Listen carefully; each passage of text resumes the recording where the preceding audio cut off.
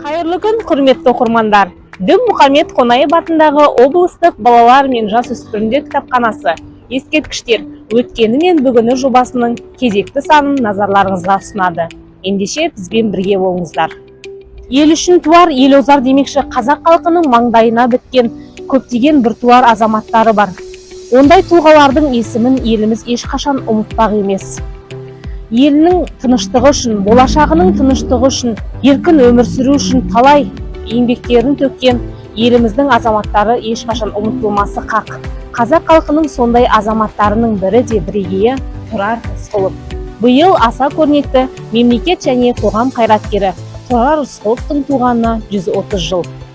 Енді ұлы тұлғаның құрметіне қойылған ескерткішке тоқталсақ, Тұрар Рысқұлов ескерткіші Абай көшесінің бойындағы мәдениет және демалыс саябағының кіреберісіне орнатылған. Ескерткіш 1994 жылы Тұрар Рысқұловтың 100 жылдығына орай қойылды. Мүсіншісі Баймұқашев, архитекторы Жұмағалиев.